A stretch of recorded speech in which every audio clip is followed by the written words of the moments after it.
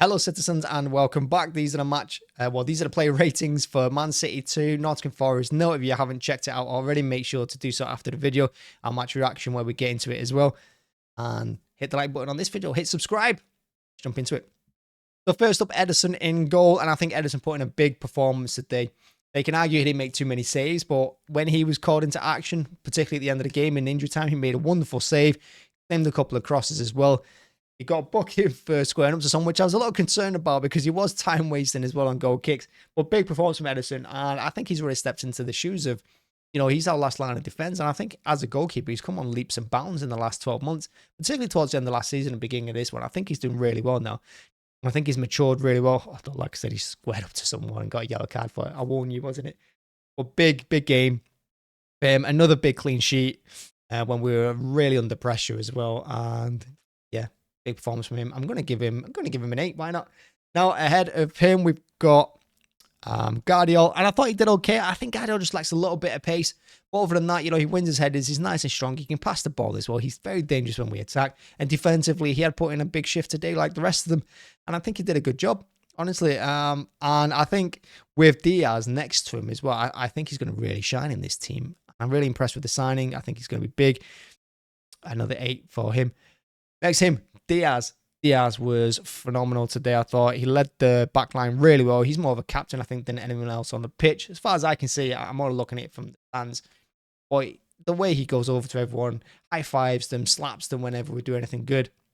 He's always the first one to commend a block or clearance or anything like that. And he did some really nice things today as well. Like there was a couple of occasions where they got through. He stuck his foot in. A little bit of desperate at times. He does throw himself at the ball when they're getting a shot. But hey, he kept the ball out as well for the rest of the defence. Got to give him an 8. Akanji, I thought Akanji did well. Again, another one that was under pressure for most of the second half. And again, stands really tall, nice and strong. Does let his runners get away from it every now and then. There was a moment in the second half towards the end where he didn't jump for a cross that came in and they just couldn't quite control it. But again, huge.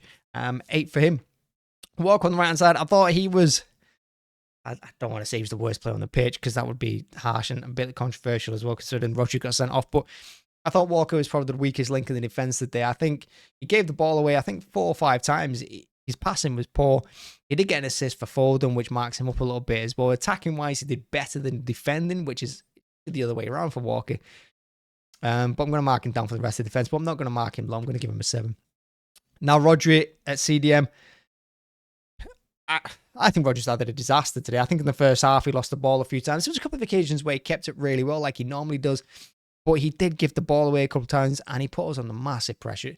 Getting sent off in the first minute of the second half is appalling. And he owes the rest of that team drinks all night, I guess. And he owes them a big thank you to for keeping the clean sheet. But he let us down, and now he's going to miss the Arsenal game as well, which is a big blow for us. And I'm sure Guardiola isn't happy with him. We shouldn't really be too happy with him either because he's got to learn from that. And it's not the first time he bumps into players and goes face to face with someone. Just got to temper his emotions a little bit. We're at home with 2-0 up. There's no need to do it. It was madness. Yeah, he shouldn't have done it. And I'm going to have to give him a 4.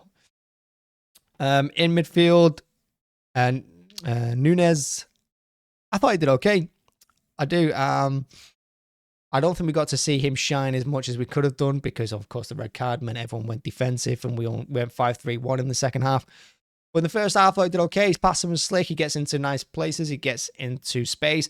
And he stood up a absolutely wonderful cross for Haaland's goal as well. And there's a couple of occasions in the second half where he carried the ball for us and he won us a couple of free kicks further up the pitch when we needed it the most to give the defense a bit of a breather. So I'm going to give him an 8 as well.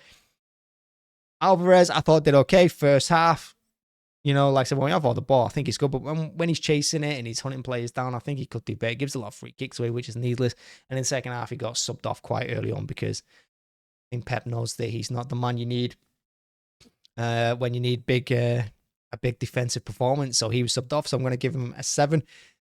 Left-hand side, Doku. I thought Doku today was...